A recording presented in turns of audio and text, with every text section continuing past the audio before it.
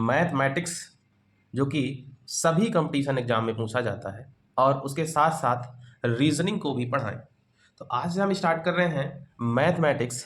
सबसे पहले हम एक सिलेबस डिस्कस कर लेते हैं जो लगभग सारे एग्जाम्स आपके कवर करेगा, क्योंकि टाइम ऐसा है कि अगर आप केवल एक में फोकस करोगे तो प्रॉब्लम हो सकती है। इसीलिए उस स्तर की मैथ पढ़ ली जाए, क्योंकि मैथ और रीजनिंग और साइंस ऐसे कॉमन सब्जेक्ट्स हैं जो लगभग लगभग सारे एग्जाम्स में पूछे जाते हैं।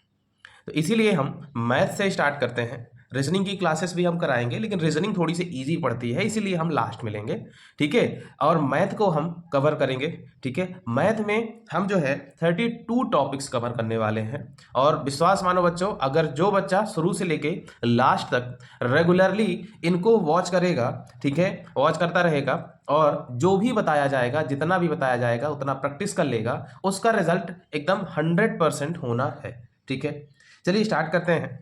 मैथमेटिक्स यानी कि एप्टीट्यूड भी जिसको बोलते हैं, ठीक है, उसमें हम कौन कौन से टॉपिक पढ़ने वाले हैं। देखिए, एक टॉपिक है आपका परसेंटेज, दूसरा टॉपिक है ratio and proportion. Percentage and ratio and proportion जिससे अच्छे से बनने लगे तो समझ लीजिए कि 80% मैथ उसकी खत्म हो जाती है। तो इसीलिए हमको किसमें फोकस करना है, सबसे ज्यादा रेशियो एंड प्रोपोर्शन में और परसेंटेज में फोकस करना है। उसके बाद बच्चों नेक्स्ट टॉपिक पढ़ेंगे जिसको बोलते हैं प्रॉफिट एंड लॉस, लाभ और हानि। उसके बाद अच्छा, रेशियो एंड प्रोपोर्शन को अनुपात और समानुपात कहते हैं, परसेंटेज को प्रतिशत कहते हैं, एसआई और सीआई को सिंपल इंटरेस्ट, कंपाउंड इंटरेस्ट, साधारण ब्याज और चक्रवृद्धि ब्याज। इसके बाद नेक्स्ट है time and work, chain rule, pipe and cistern, यानी कि वर्क और कार्य, समय और कार्य। चैन रूल में भी कुछ उसी तरीके की चीजें पढ़ेंगे, ठीक है।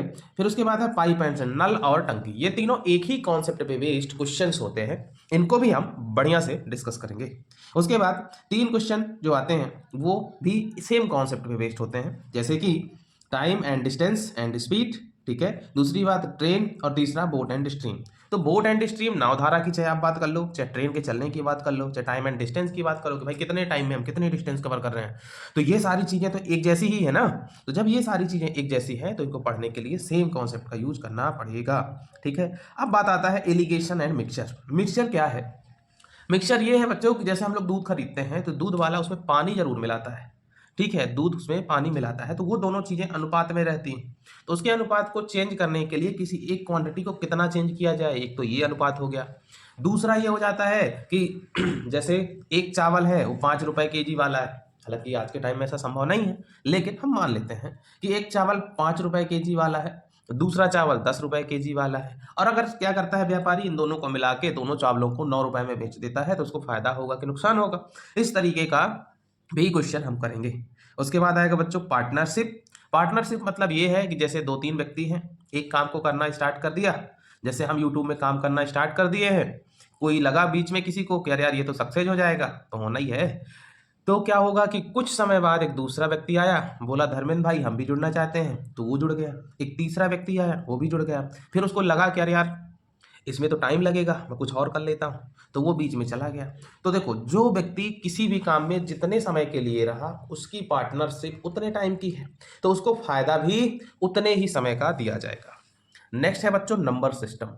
नंबर सिस्टम अगर आप कहीं भी पढ़ोगे तो ये अकेला 15 घंटे कवर करता है। कितने घंटे कवर करता है? 15 घंटे। कम से कम आपको 15 लेक्चर, 15 लेक्चर्स देखने पड़ेंगे for completing the number system. But हमारा जुगाड़ है और उस जुगाड़ से कम समय में 3 से 4 घंटे में इसको कवर करने की कोशिश करेंगे। लेकिन आप एक बात और समझ लो कि यहाँ से नंबर सिस्टम पढ़ने के बाद आपको कहीं और पढ़ने की जरूरत नहीं पड़ेगी।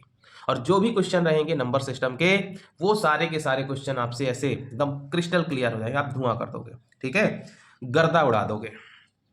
आप अब देखिए, आपको लेफ्ट वाले पोर्शन में फोकस करना है, आपको राइट वाले में नहीं करना, लेफ्ट वाले में। अब नंबर सिस्टम के बाद एलसीएम एचसीएफ, लघुत्तम समापवर्तक और महत्तम समापवर्तक। ये उतनी आसान खीर नहीं है कि एक लाइन खींची और उस लाइन के माध्यम से चीजें सॉल्व कर ली, ऐसा नहीं है। उसके बाद सर्ड इंडाइसिस। सर्ड इंडाइसिस क्या है बच्चों? घातांक। कि जैसे कभी भी क्वेश्चन आता है 2 की पावर 3 की पावर 4 की पावर 5 की पावर 7, एक ये क्वेश्चन हो जाता है। एक क्वेश्चन आता है 2 की पावर 3, फिर कोष्टक लगा रहता है, फिर 5, फिर और कोष्टक लगा रहता है, फिर 7। आप इस तरीके के क्वेश्चंस में फंस जाते हो। तो ये पावर वाली जितनी भी चीज़ें हैं हम सर्ड एंड इंडाइसेस में डिस्कस करेंगे। उसके बाद आता है एक topic data interpretation. Data interpretation कुछ नहीं होता बच्चों, एक चार्ट के माध्यम से हम डाटा को समझने की कोशिश करते हैं और उस डेटा में क्या क्या प्रॉब्लम्स हैं वो सारी चीज़ें जानने की कोशिश करते हैं। नेक्स्ट है बच्चों सिंप्लीफिकेशन, सरलीकरण। आपको एक प्रॉब्लम दे दी जाएगी, आप 10वीं में भी पढ़ चुके हो उसको, आप 12वीं में भी पढ़ चुके हो, और उस प्रॉब्लम को आप सिंप्लीफाई करके इतना छोटा करना पड़ेगा कि उसके बाद उसमें सॉल्यूशन करने की कोई गुंजाइश नहीं बचेगी। उसके बाद है परमुटेशन एंड कॉम्बिनेशन, क्रमचय, संचय। नेक्स्ट है बच्चों प्रोबेबिलिटी। मैं बता रहा हूँ कुछ भी नहीं छोड़ेंगे हम लोग, बस ये है कि आप लोगों को सपोर्ट चाहिए। हमने शुरुआत अभी करी है, बच्चों के कहने पे करी है, तो अगर हम मेहनत कर रहे हैं तो मेरे को आप लोगों से भी उम्मीद चाहिए। इसीलिए आप लोग जितना हो सके शेयर करें अपने सारे दोस्तों को, साथियों को, घर के छोटे बड़े भाइयों को जो तैयारी कर रहे हैं, सबको इस प्लेटफॉर्म में लाने की कोशिश करें।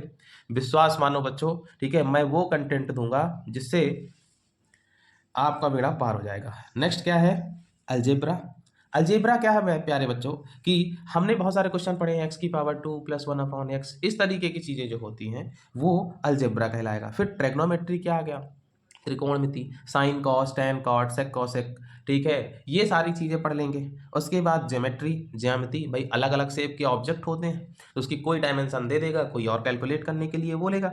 उसके बाद आता है मेंसुरेशन, इसको बोलते हैं क्षेत्रफिति। अब क्षेत्रफिति ये पूरा फॉर्मूला बेस्ड चैप्टर है, इसमें अलग अलग आकृतियां दी जाएंगी, ठीक है, और अलग अलग आकृतियों का किसी में क्षेत्रफल, किसी में वॉल्यूम, ये सारी चीज़ें कैलकुलेशन हमको करनी पड़ेगी।